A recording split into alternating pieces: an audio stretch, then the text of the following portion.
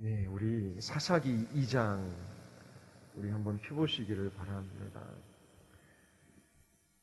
우리 2장 우리 11절서부터 3장 31절까지의 내용을 우리 살펴보도록 하겠습니다.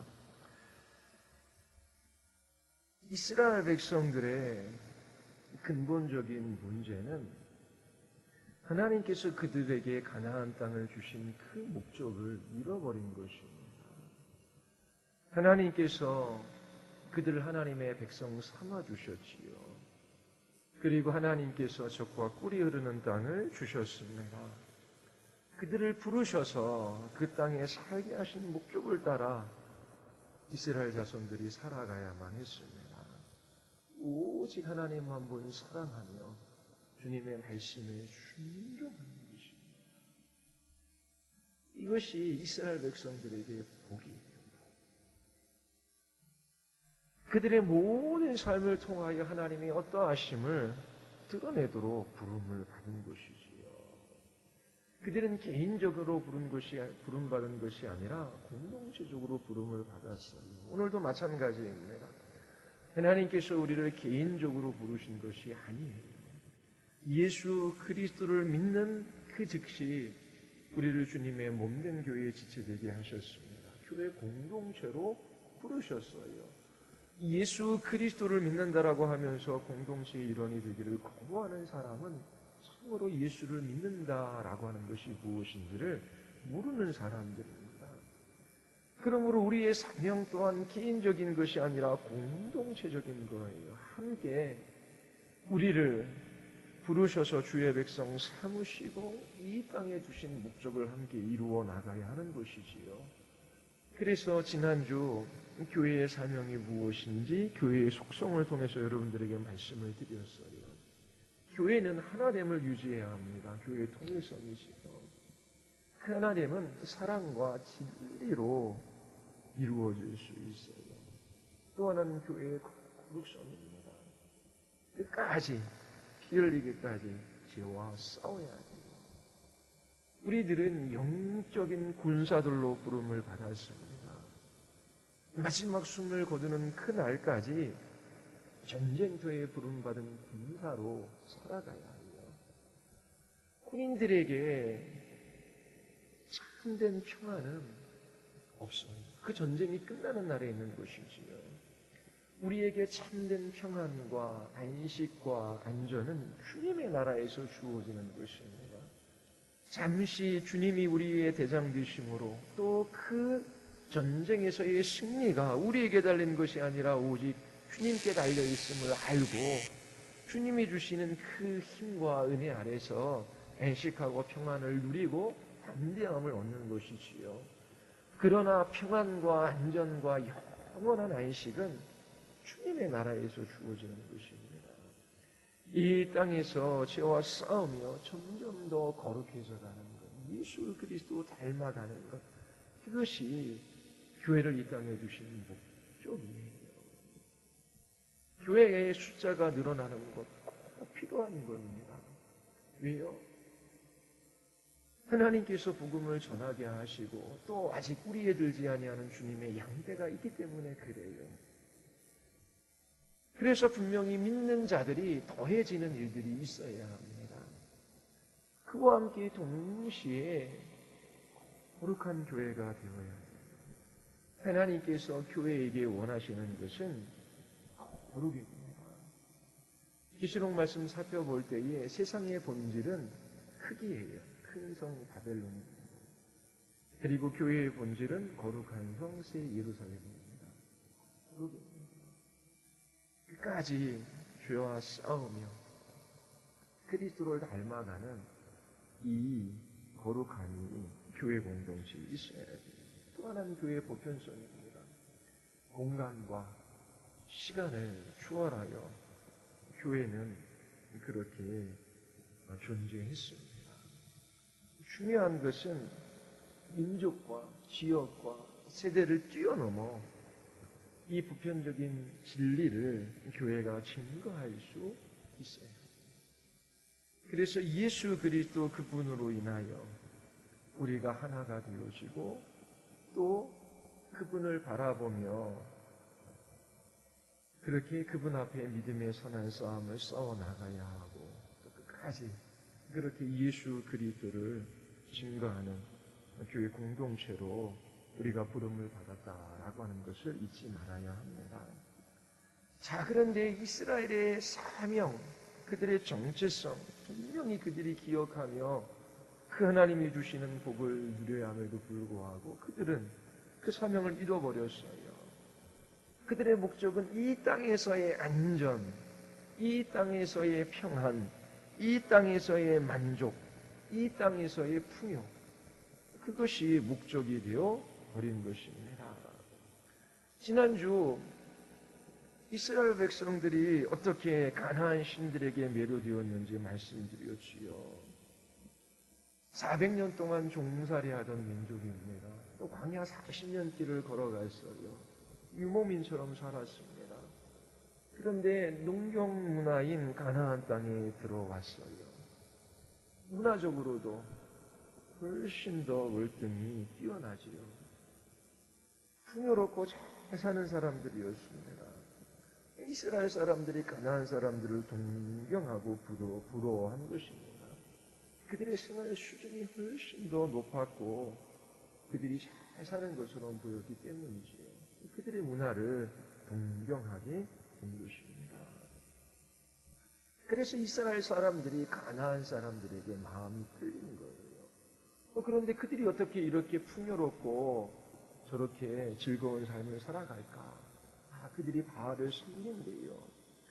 그들의 믿는 신이 그들에게 좋은 것을 가져다 주었다라고 말합니다. 이 가나안에 들어온 세대들은 여호와를 잘 알지 못했지요. 귀로만 들었는데 생생하게 인격적으로 하나님을 체험한 세대가 아닙니다. 당연히 그들의 눈에 보이는 것에 끌릴 수밖에 없는 거예요. 그래서 또 가나안 땅에 들어와서 점점 후세대들이 가나안화 돼가는 그 문제의 본질 속에 뭐가 들어있냐면 하나님을 인격적으로 경험하지 못한 것입니다. 예수 그리스도를 인격적으로 만나지 못한 세대가 교회 안에 늘어나는 거예요. 그러니까 세상이 너무 좋아 보이는 것입니다.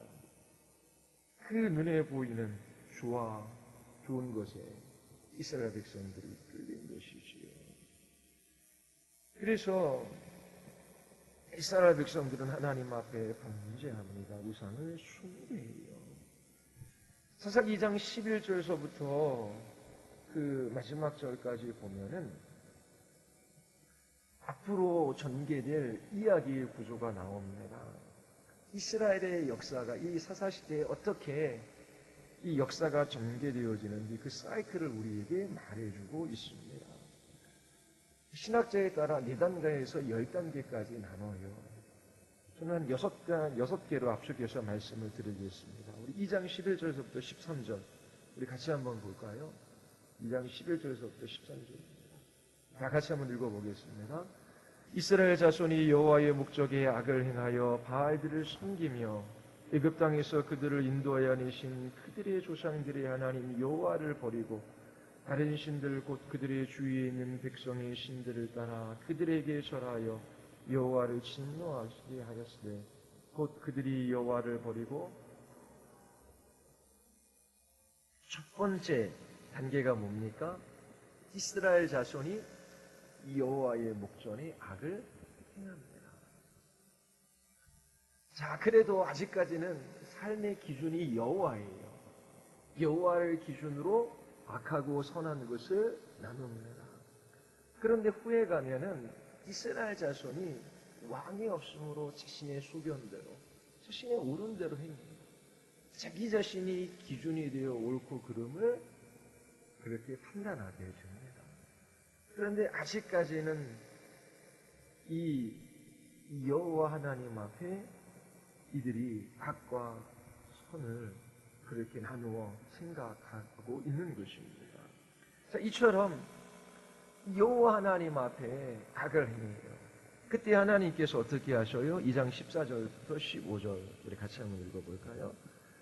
여호와께서 이스라엘에게 진노하사 노력하는 자의 손에 넘겨주사 노략을 당하게 하시며 또 주위에 있는 모든 대적의 손에 팔아 넘기심에 그들이 다시는 대적을 당하지 못하였으며 그들이 어디로 가든지 여호와의 손이 그들에게 재앙을 내리시니 곧 여호와께서 말씀하신 것과 같고 여호와께서 그들에게 맹세하신 것과 같아서 그들의 괴로움이 심하였더라.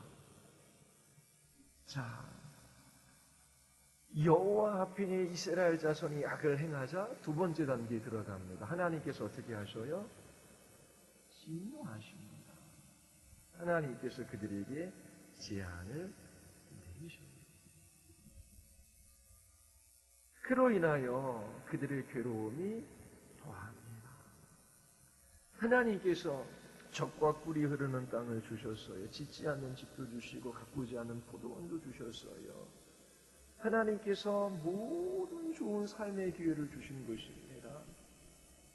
이러한 좋은 삶의 기회를 얻으셔도 하나님께서 복 주시지 아니하시면 그것이 복이 될 수가 없는 겁니다. 우리의 직장도 마찬가지고 가정도 마찬가지고 자녀들도 마찬가지고 건강도 마찬가지예요. 하나님께서 주신 좋은 것들이 많이 있어요. 그런데 그 모든 좋은 것들을 가지고 그 모든 삶의 기회를 가지고 하나님께서 우리를 부르신 그 목적을 따라 하나님의 백성의 정체성을 잃어버리지 않고 그 사명을 잃어버리지 않는 그 삶을 살아가야 하는데 그렇지 않아요. 그러면 주신 좋은 것도 좋은 것일 수가 없는 것입니다. 하나님께서 적과 꿀이 흐르는 이 복된 땅을 이스라엘 백성들에게 주셨지만 그들은 그 땅에서 이방 민족에게 사로잡히고 또 오래도록 괴로움을 당합니다. 하나님의 진노, 이스라엘 백성들의 괴로움, 이것들을 단계로 나눌 수도 있습니다. 자, 이렇게 괴롭자 이스라엘 백성들이 이제 어떻게 합니까? 이제 2장 18절 하반절에 18절에 보면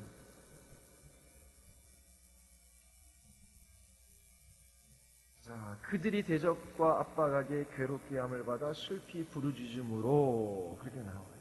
이스라엘 백성들이 어떻게 합니까? 부르짖습니다.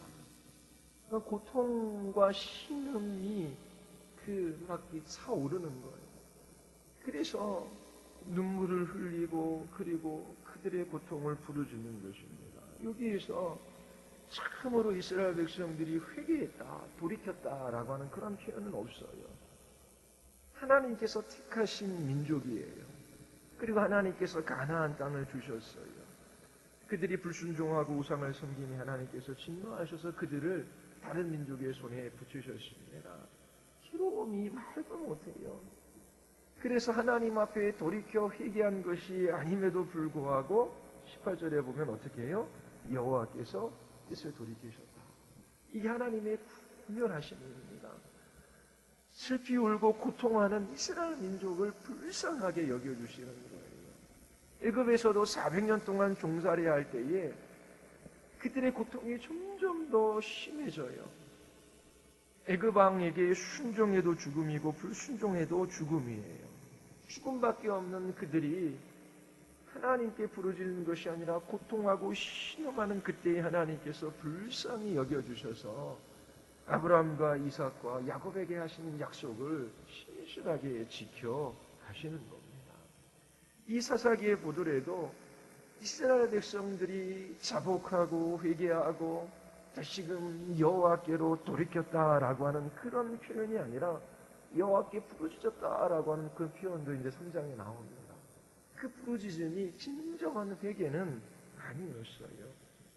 오히려 여호와께서 뜻을 돌이키셨다. 하나님께서 불순종하는 우상을 숭배하는 이스라엘 자손을 이방 민족의 손에 붙이셨는데 하나님께서 그 기간을 끝내는 것이지요. 끝내는 방식이 뭡니까? 네 번째 단계 16절 18절 우리 같이 한번 16절부터 18절까지 우리 같이 한번 읽어보겠습니다. 다 같이 시작. 여호와께서 사사들을 세우사 노략자의 손에서 그들을 구원하게 하셨으나 그들이 그 사사들에게도 순종하지 아니하고 오히려 다른 신들을 따라가 음행하며 그들에게 절하고 여호와의 명령을 순종하던 그들의 조상들이 행하던 길에서 속히 치우쳐 떠나서 그와 같이 행하지 아니하였더라.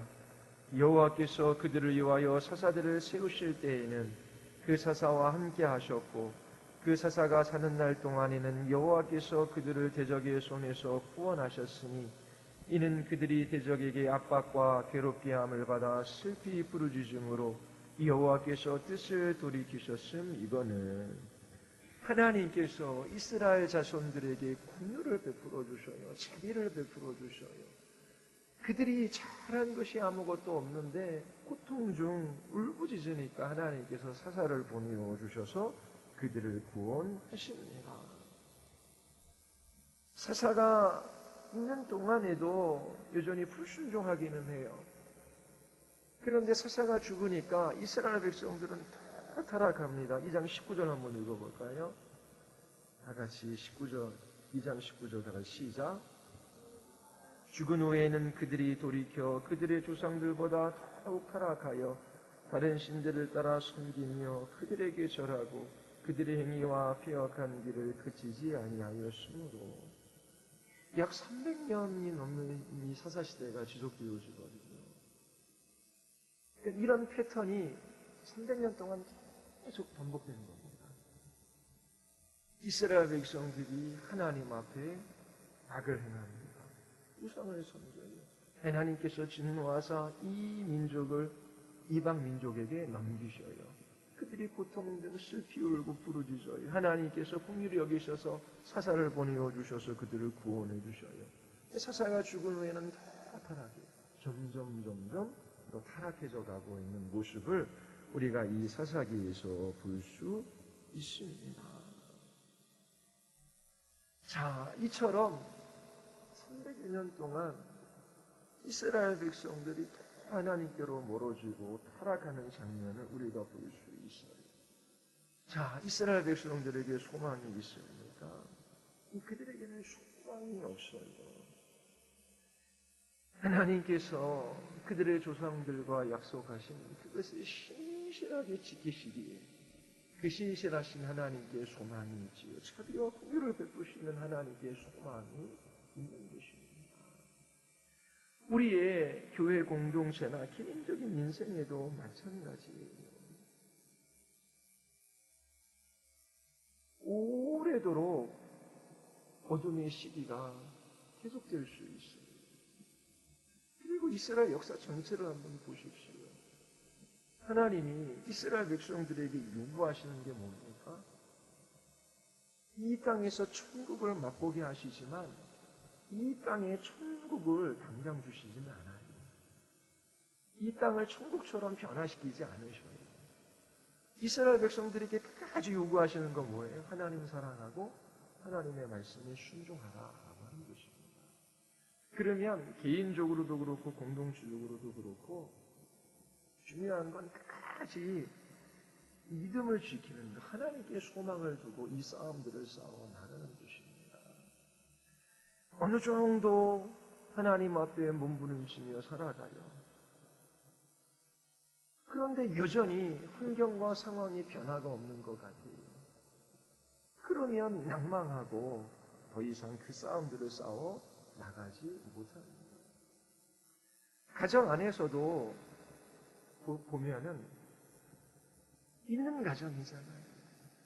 그러면 남편과 아내가 있어요. 남편들에게 그리스도께서 교회를 사랑하듯 자기 자신의 목숨을 내어주기까지 그렇게 교회를 사랑하듯 아내를 사랑하라. 아내를 향하여 교회가 그리스도에게 순종하듯 그렇게 남편에게 순종하라. 하나님이 주신 지도적 지위, 그 리더십, 그 직분, 그것을 마음 깊이 인정하며 그렇게 말씀을 깨닫고 하나님께서 나를 어느 자리에 부르셨고 나에게 주신 책임과 은사가 무엇인지를 알고 끝까지 하나님 앞에 순종하며 하나님께 소망을 두고 살아가는 것이 필요해요. 그런데 이제는 내가 이렇게 해야 되는 걸 알겠다라고 하는 것을 배우는. 근데 그 다음에 뭐냐면 남편이 안 변화되는 거, 아니면 아내가 안 변화되어지는 거예요. 그래서 내가 원하는 가정의 모습이 이루어지지 않는 거예요. 하나님께서 요구하시는 게 뭐라고요? 남편들이 아내에게 순종하라고 했잖아. 왜 순종하며 살지 않아? 그거 하나님께서, 예수님께서 그렇게 말씀하시는 거 아니에요. 그건 아내들이 들어야 할 말이지요. 남편들에게는 끝까지 자기를 부인하고 끝까지 아내를 사랑하는 그 일에 있어서 인내하며 그 길을 걸어가라고 하는 거예요. 그러면 하나님께서 나에게 주신 그 말씀을 붙들고 끝까지 하나님께 소망을 두고 그 믿음의 싸움들을 싸워 나가는 것이 이게 우리에게 요구하시는 삶이에요. 그렇게 살아가는 것 자체가 아름다운 열매입니다. 그렇지 않아요? 그렇게 사랑의 열매를 맺게 하시고 오래 참음의 열매를 맺게 하시고 또 충성되게 하시고 또 선한 마음의 태도를 갖게 하시는 거거든요. 그러면 이 눈으로 보기에 지금 이렇게 내가 살면 이 남편이 변화되고 아내가 변화되고 자녀들이 변화되어져서 내가 그리는 이상적인 가정의 모습이 이루어져야 하는데 이 땅의 천국이 이루어져야 되는데 그걸 목표로 하는데 하나님께서 요구하시는 것은 끝까지 믿음의 싸움들을 싸우는 것입니다. 그리고 하나님께서 먼저 어떻게 해요? 나에게 말씀하시고 나를 부르시는 그러면 그 자리에서 끝까지 오래 참음이 하나님께 소망을 두고 나에게 주신 직분, 나를 부르신 그 자리 그걸 이해하고 하나님 앞에 계속 그 직분을 따라 그 부르심을 따라 끝까지 순종하며 그 하나님께 소망을 두고 이 길들을 걸어가는 거예요. 자녀들을 양육하다 보면은 마음대로 안 돼요. 기도해도 변화되지는 것 같지 않고 그럼 내가 어느 때까지 참아야 하는가? 그러면 막 화를 내지요. 잘못하면은 그게 정당한 주의 말씀으로 교훈하고 훈계하는 것이 아니라 부모들의 마음에 화가 쌓이고 그것을 말로 폭력을 행사하든지 아니면 회초리를 들든지 그릇된 사랑이 이제 그릇된 방식으로 드러나는 것이죠. 그러니까 또 관계가 또 더 어려워지는 것입니다. 그러면 끝까지 부모의 자리 속에서 하나님께서 부모로 주신 직분이 무엇이며 어떻게 자녀들을 양육해야 할지 지금 변하든 변하지 않든 나는 끝까지 부모의 직분을 죽을 때까지 감당하며 그 길을 걸어가는 것입니다. 목회자로서도 마찬가지예요. 목회하는 것이 쉽습니까? 그 10명이면 10명이 각자가 우주인데요.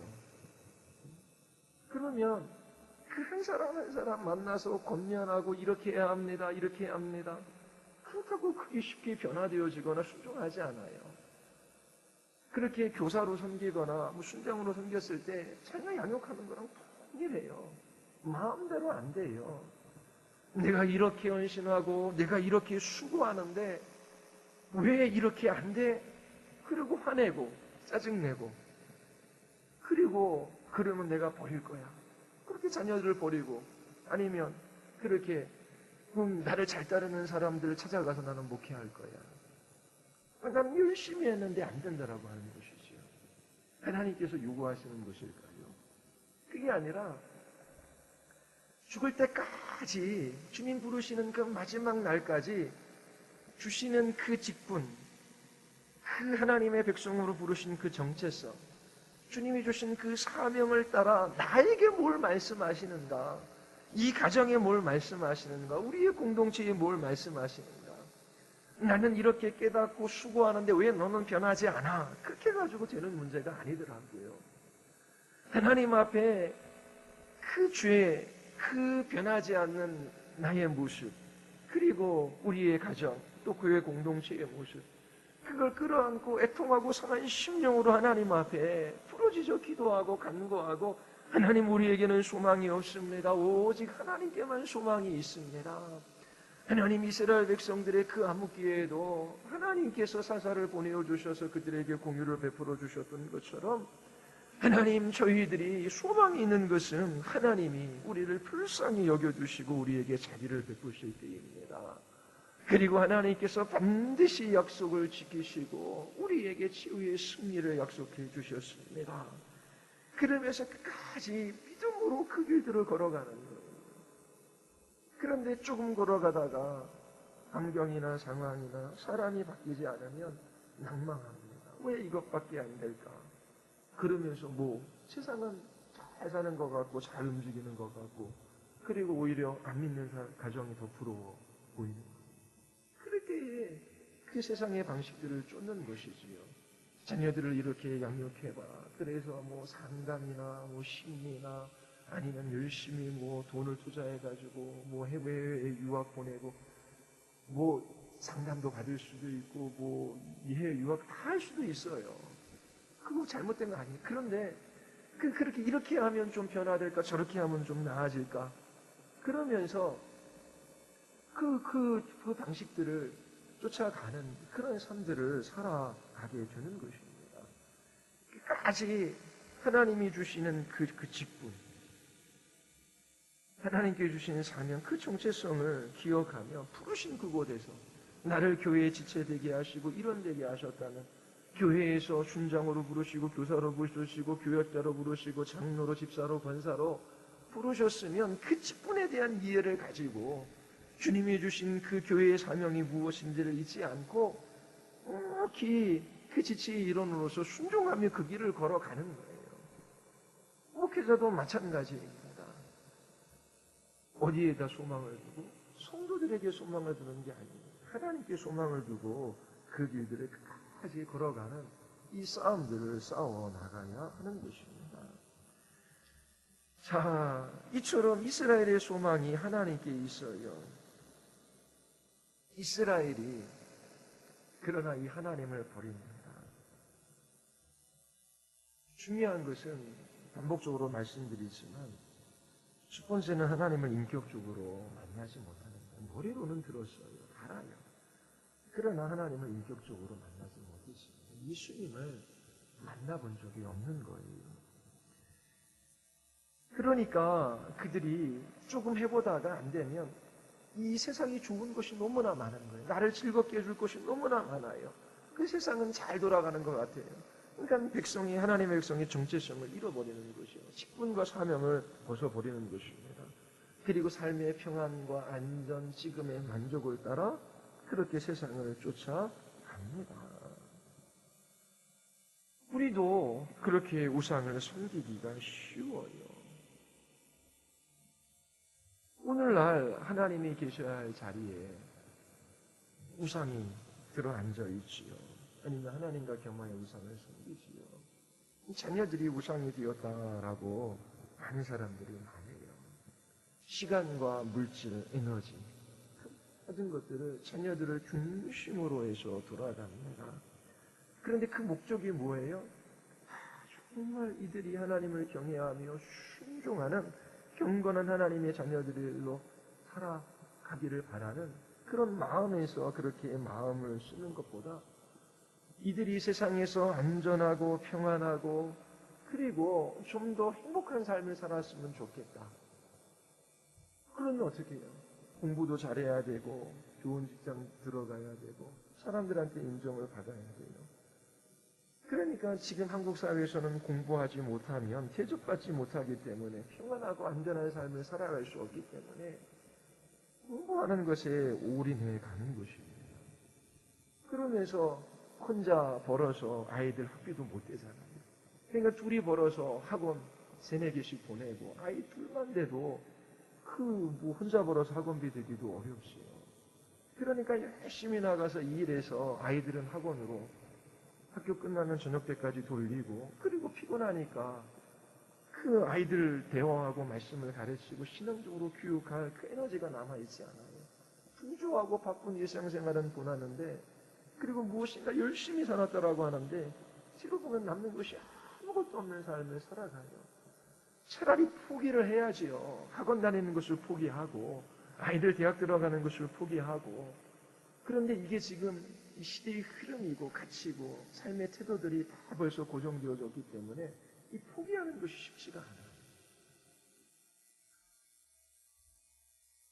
이스라엘 백성들이 가나안화 되어져 가고 그들이 섬기던 우상을 섬겼던 것처럼 지금도 하나님을 인격적으로 만나지 못했어요. 말씀을 경험한 적이 없어요.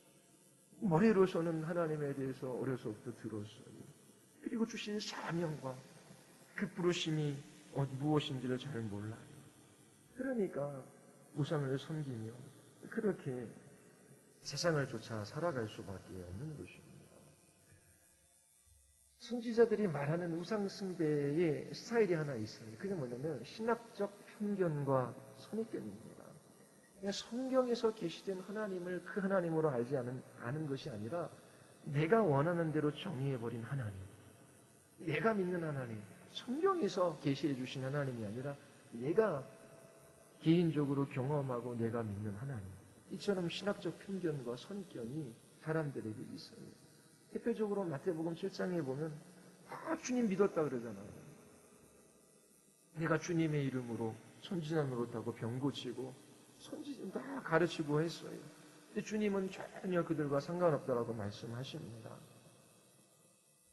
왜냐하면 말씀에 계시된 그대로 그렇게 주님을 믿은 것이 아니기 때문이지요. 이처럼 이스라엘이 우상을 숭배하고 하나님 보시기에 악을 행합니다. 하나님께서 진노하셔요.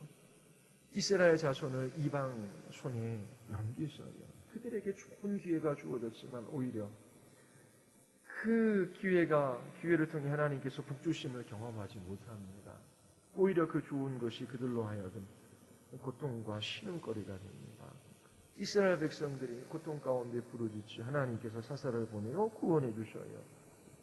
그렇지만 사사가 죽자 이스라엘 백성들은 더 하나님 앞에 불순종하며 타락한 삶을 살아갑니다. 문제는 시간이 지나갈수록 더 타락한다라고 하는 것입니다. 하나님께서 불순종하는 이스라엘 자손들에게 이방 민족을 쫓아내지 않겠다.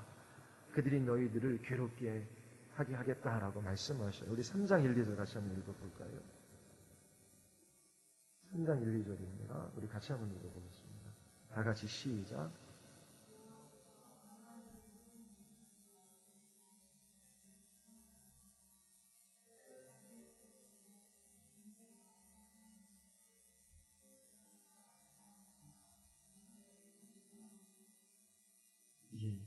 자, 2장 19절, 20절, 21절, 22절 쭉 이야기하는 것이 이들이 계속해서 불순종하니까 하나님께서 이방 민족들을 쫓아내지 아니하시겠다라고 말씀하셔요. 오히려 이스라엘 자손을 그들에게 속하게 하겠다라고 말씀하시지요. 자, 하나님께서 그렇게 하신 목적이 무엇입니까? 이스라엘 백성을 시험하시기 위함이에요. 자, 그런데 이 시험받는 이스라엘 자손들의 특징이 뭐예요? 3장 1절에 보면 가나안의 모든 전쟁을 알지 못하는 이스라엘이라고 표현해요. 자, 가나안의 모든 전쟁을 알지 못한다라고 하는 이 말의 의미가 무엇이겠습니까? 하나님께서 이 가나안 땅을 이스라엘 손에 넘기셨어요. 그래서 이 가나안 땅에 들어와서 성들을 파괴하고 또 그 민족들과의 전쟁을 치를 때에 이 전쟁은 이스라엘에게 속한 것이 아니라 하나님께 속해 있음을 신이 보게 해 주셨어요. 하나님을 의지하고 그분의 말씀을 따라 순종하며 나아갈 때 승리를 주셨어요. 여리고성이 무너진 걸 한번 보십시오. 그들이 어떻게 그 성을 무너뜨렸습니까? 그러니까 이 세대에는 하나님께서 이 가나안에 들어오게 하실 때 어떻게 이 전쟁에서 승리하게 하셨는지 그 하나님을 아는 거예요. 그런데 지금 이 가나안 땅에 살아가고 있는 이스라엘 자손들은 승리하게 하시는 그 하나님을 경험하지 못한 것입니다. 사사기 2장 10절에 보면 그 세대의 사람도 다 그 조상들에게 돌아갔고 그 후에 일어난 다른 세대는 여호와를 알지 못하며 여호와께서 이스라엘 위하여 행하신 일도 알지 못하였더라. 자, 전쟁을 알지 못하는 시대예요. 잠시 평화롭게는 살았어요. 여호와께서 어떻게 이 연약한 이스라엘 백성들의 왕이 되어주셔서 전쟁에서 승리하게 하시고 이 땅에 들어오게 하셨는지 그들은 직접적으로 체험하지 못했어요. 인격적으로 하나님을 만나 배우지 못한 것입니다. 하나님께서 이러한 전쟁을 알지 못하는 이스라엘 자손들을 시험하셔요. 시험하시는 방법은 그 땅에 가나안 족속들을 남겨두시는 거예요. 이방 민족들로 하여금 그들을 핍박하게 하시는 것이지요. 하나님께서 가시와 울무가 되게 하셨습니다. 그 목적이 뭐예요? 시험하셔서 그렇게 이방 민족을 남겨두신 목적이 뭐예요? 그것을 가르쳐 알게 하려 하사. 그것을 가르쳐 알게 하려 하신대요. 뭘 가르쳐 알게 하시고 싶으신 건가요? 이 이민족과의 이 전쟁은 이스라엘 백성들에게 속한 것이 아니라 하나님께 속한 것이라고 하는 거예요. 하나님의 말씀을 듣고 그분 앞에 순종하면 그 이스라엘을 위해 싸우시는 하나님이 어떠한 분이신지를 이들이 경험할 수 있게 되는 것이지요. 이 전쟁은 하나님께 속해 있는 것입니다. 하나님께서 이방 민족들을 그대로 남겨두신 것은 이들을 통하여 그 전쟁에서 이기게 하신 분이 하나님이시다. 이 하나님을 인격적으로 경험할 수 있는 기회를 두시는 것입니다. 오늘도 마찬가지예요. 인생에 가시가 있고 울무, 이 덫이 있을 수 있어요. 이스라엘은 불신앙 때문에 가시가 있고 울무가 있는 것입니다. 그래서 우리에게도 우리를 찌르는 것이 있고 우리에게 울무가 되는 것이 있으면 하나님 앞에 불순종하며 불신앙으로 살아가는 것이 무엇인지를 보고 돌이켜야 합니다. 그런데 불신앙과 불순종이 꼭 아니더라도 이 땅에서 하나님의 백성들은 신음하고 고통하며 살아갑니다. 왜냐하면 하나님의 진노가 타락한 세상에 임하고 있기 때문에 그래요. 자, 하나님께서 여전히 신음과 고통을 하나님의 백성들에게 주십니다. 그때 하나님께서 가르쳐 알게 하고자 하시는 것이 있다라고 하는 거예요. 이게 뭐예요? 모든 전쟁은 하나님께 속해 있다라고 하는 것입니다. 하나님 한 분을 전심으로 의지함으로 그분의 말씀에 순종함으로 이 세상을 이기는 그러한 삶을 경험하게 하고자 하시는 거예요. 진짜 하나님을 믿는 사람이 있고 하나님을 신앙하지 못하는 사람이 있어요. 하나님의 능력, 그 하나님의 주권적인 선하심을 절대로 의심하지 않으며 끝까지 믿음으로 살아갈 하나님의 백성으로 삼고자 하는 것이지요. 여호수아 24장 15절에 보면 만일 여호와를 섬기는 것이 너희에게 좋지 않게 보이거든 너희 조상들이 강 저쪽에서 섬기던 신이들인지 또한 너희가 거주하는 땅에 있는 아모리 족속의 신들인지 너희가 섬길 자를 오늘 택하라. 근데 여호수아는 뭐라고 말합니까? 오직 나와 네 집은 여호와를 섬기겠노라. 하나님을 인격적으로 만난 사람의 고백입니다. 하나님의 주권적인 선하심과 그 크신 능력을 맛보아한 사람들의 고백이에요. 지금 전쟁을 알지 못하는 세대, 그 하나님의 주권적인 선하심과 그 하나님의 능력을 맛보지 못한 이 세대들은 바알과 아세레를 섬기며 살아가는 이 가나안 사람들을 부러워해요. 그들은 평안하고 부유하고 행복해 보이기 때문입니다. 여호와를 섬기면 당장에 주어지는 대가나 보상이 따라야 되는데 이 가나안 땅에 들어가서 우리는 여호와만 섬깁니다라고 하는데 전쟁은 끊임없이 치러야 하고 그리고 그 가나안 족속들은 우리보다 더 잘 사는 것 같아요. 눈에 보이는 것을 따라 이방신을 섬기는 것이죠.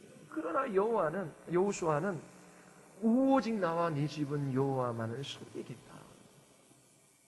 무슨 일이 일어날지 다 알 수는 없어요. 그러나 여호와 하나님이 어떠한 분이신지를 여호수아는 맛보아 알았어요.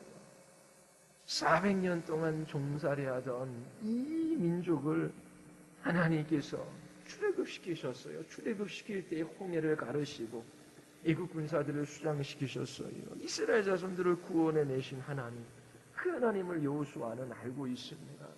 반석을 터뜨리셔서 물을 마시게 하셨어요. 만나와 메추라기로 광야 40년 동안 먹이게 하셨어요. 아멜렉이 쫓아올 때에 그 전쟁에서 승리하게 하신 하나님, 군사의 수나 무기에 달린 문제가 아니라 오직 여호와께 이 전쟁에 달려있다라고 하는 것을 여호수아는 이미 경험했습니다. 가나안 땅에 입성하는 그때에도 이 민족을 하나님께서 우리에게 붙이셨다. 이 땅은 우리의 것이다. 칼렙과 여호수아만 그렇게 말하잖아요. 하나님을 알고 있기 때문에 그렇습니다. 이처럼 끊임없이 전쟁을 치른 고된 삶이지만 주님의 말씀을 따라 순종하며 주님의 선하심을 신뢰하는 그것이 생명의 길이고 구원의 길이고 복된 길임을 알기 때문에 나와 네 집은 여호와를 섬기겠다라고 말하는 것입니다. 오늘날 이런 신앙을 가진 사람이 얼마나 있을까요? 이 전쟁을 경험해 보지 못한 세대예요. 인격적으로 하나님을 만나지 못했어요. 예수 그리스도를 인격적으로 만나지 못하는 것입니다. 하나님의 영상이신 예수 그리스도의 복음의 광채, 그리스도의 얼굴에 나타난 하나님의 영광을 아는 그 지식의 빛, 그것이 비춤을 받지 못한 거예요. 가장 귀한 선물, 이 세상 그 무엇과도 비교할 수 없는 하나님 자신, 예수 그리스도 자신을 우리들에게 주신 그 은혜가 얼마나 큰지를 이거를 맛보아 알지 못한 것입니다.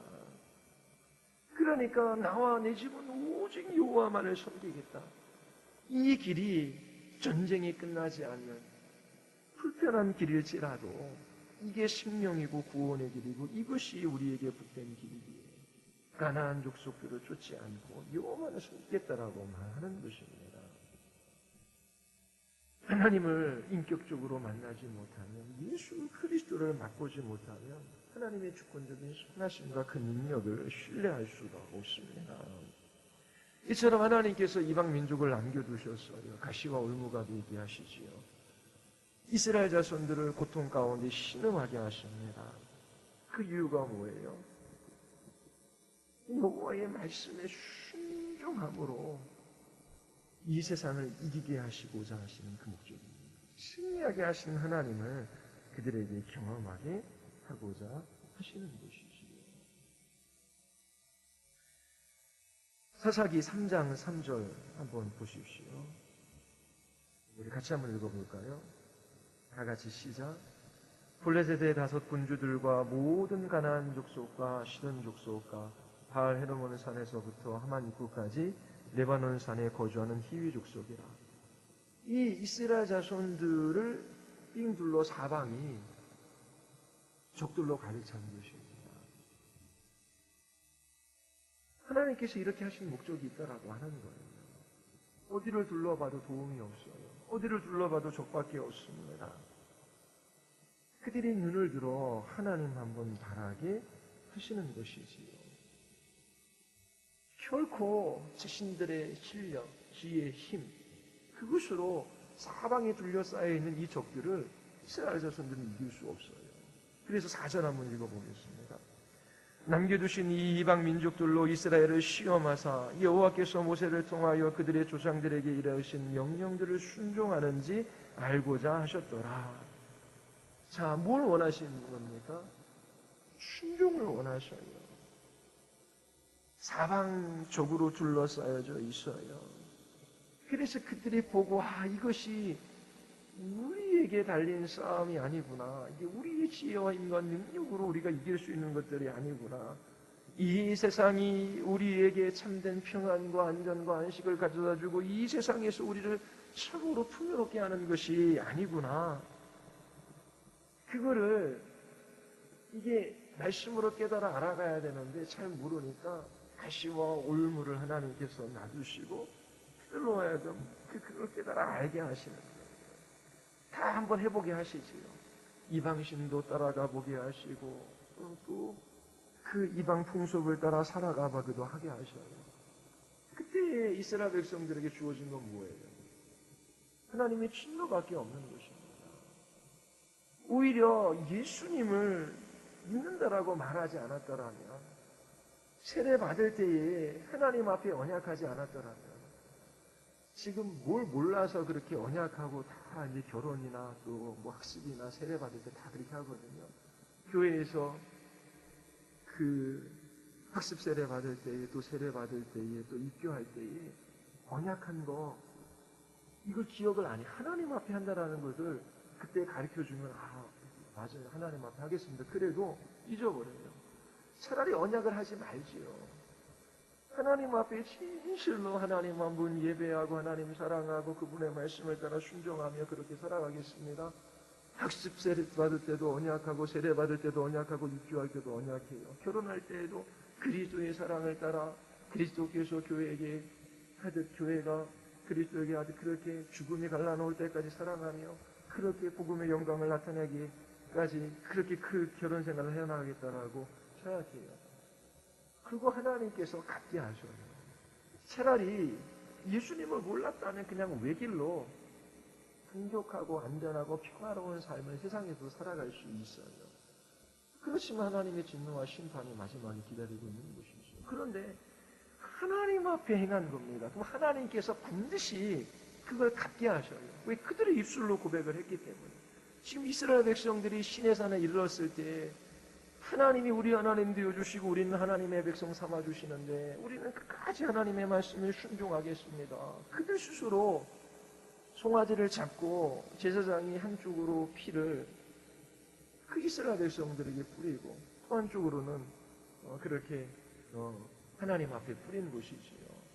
피의 대가가 따르는 것입니다. 그러니까 다 안간힘을 써보는 거예요. 자신의 방법대로 자신의 뜻대로 다 해봐요. 그런데 안 되지요. 아무리 좋은 기회를 얻어도 하나님의 복주심이 없는 것입니다. 이스라엘 백성들이 적과 꿀이 흐르는 땅에 들어왔지만 하나님의 복주심이 없잖아요. 그러니까 이처럼 사방이 다 적이에요. 근데 이 세상과 친교를 하며 거기에서 평안과 안정과 만족을 누리겠다라고 하는데 하나님께는 이미 서약한 것이 있는데 하나님께서 가만히 내버려 두시겠습니까? 가시와 울무가 되는 거예요. 고통할 수밖에 없어요. 예수님께서 약 2000년 전에 오셨어요. 왜 3000년도 아니고 왜 4000년도 왜 5000년도 아니고 왜 2000년 전에 오셨는지 다 알지는 못해요. 그러나 한 가지 이렇게 이야기해 볼 수 있어요. 역사 가운데 위대한 철학가도 사상가도 그리고 위대한 그 삶의 그 사상들도 다 있어 봤어요. 대제국도 있었고요. 훌륭한 왕도 있었고요. 그리고 부유한 사람도 있었고요. 그리고 수많은 종교도 있었어요. 다 한 번씩 경험해 본 것이지요. 인류의 역사 가운데 결국 그 모든 제국을 주셔서 진짜 풍족하게 흥청망청 살게도 해보시고 또 뭐 별의별 종교에 다 귀의도 해보게 하시고 그리고 별의별 사상에도 다 빠져보게 하신 거예요. 그러면서 인간이 이룬 대제국이나 인간이 이룬 사상이나 철학이나 종교에는 구원이 없다라고 하는 거예요. 인간 스스로 구원할 수 없다라고 하는 것을 그 인류 역사 가운데 깨닫게 하시고 2000년 전에 하늘로부터 이 땅에 하나님께서 구원자를 보내주신 것입니다. 이처럼 이스라엘 백성들로 하여금 사방 둘러싸인 이 민족들로 인하여 고통을 받게 하셔요. 그리고 이게 하나님께 순종하며 살아가는 그 길밖에 없구나. 깨닫고 일찍 돌이켜야 되는데 잠시 사사들이 있을 때에는 그래도 순종하는 것 같지만 또 그렇게 하나님 앞에 더 살아가는 이스라엘 백성들의 모습을 봅니다. 3장 5절서부터 6절 한번 보십시오. 우리 같이 한번 읽어보겠습니다. 같이 시작.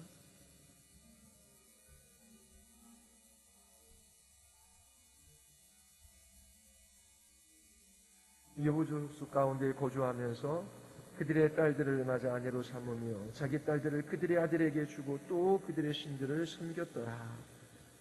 자, 혼인하지 말라 그러는데 이들이 가나안 족속과 혼인을 맺어요. 가장 빠르게 가나안화 돼가는 방식입니다.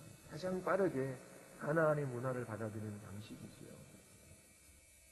그 가나안의 딸들과 아들을 통하여 그 땅의 신들이 함께 들어오는 것이 문제였습니다. 우상을 섬기게 되는 것이지요. 요즘 청년들도 결혼 정년기에 결혼하지 않고 있는 청년들이 많아요. 교회에 남자들은 3명에 여자들은 한 7명 꼴 된다 그러더라고요. 근데 성경에서 믿지 않는 사람과 멍에를 같이 내신 할래요. 결혼하지 마세요. 도대체 어떻게 합니까? 참으로 쉬운 시대는 아니에요. 어떻게 해서든지 교회에 데리고 와서 말씀 듣게 하고 그렇게 예수님 믿을 수 있도록 예수 그리스도에서 가르치고 도와주어야 하는 것이지요. 왜냐하면 이처럼 가나안 족속들과 결혼할 때에 결국은 그 가나안이라고 하는 세상의 가치와 문화와 그 삶의 태도들이 다 가정에 배일 수밖에 없는 것입니다. 그래서 우상을 섬기게 됩니다. 자, 이제 본격적으로 운니엘의 이야기가 전개되어지지요. 자, 이거는 다음 주에 하겠습니다. 다음 주에 운니엘과 함께 다른 사사를 몇 명 더 함께 해보도록 할게요. 자, 이 운니엘은 가장 모범적인 사사입니다. 자, 이 운니엘의 이야기에서 앞에 말한 사이클이 반복되어 있어요. 어떻게 하나님께서 이스라엘 백성들의 역사를 이끌어 가시는지, 어떻게 하나님만 소망이 되는지, 그리고 어떻게 살아가야 하는지 다음 시간에 더 한번 살펴보도록 하겠습니다. 자, 오늘 말씀드린 것, 하나님께서 이스라엘 백성들을 교회 공동체로 부르셨어요. 교회 공동체가 하나님을 인격적으로 만나는 일이 없습니다. 자녀들에게 하나님에 대해서, 예수 그리스도에서 제대로 가르쳐 주지 못했습니다. 그리고 그 시대에 이 교회 공동체가 정체성을 잃어버립니다. 그리고 주님이 주신 사명을 잊어버립니다. 이 땅에서의 평안과 안정과 풍요, 그리고 잠시의 만족을 목표로 삼습니다. 그때 그 정도로 가나안화되고 하나님께서 우상을 숭배하는 이 가나안 자손들을, 이 교회 이스라엘 자손들을 하나님께서 진노하시지요. 그리고 그들이 부르짖을 때 하나님께서 사사를 보내어 주시고 그들에게 자비와 공의를 베풀어 주십니다. 오늘도 우리는 하나님의 자비하심과 긍휼하심에 기대어 간절히 기도하며 그렇게 끝까지 부르신 그 자리 속에서 그 직분과 사명을 따라 순종하며 이 길을 걸어가야 합니다. 끝까지 싸워야 합니다. 끝까지 하나님께서 믿음의 싸움들을 요구하십니다. 환경이나 상황이나 다른 사람의 문제가 아닙니다.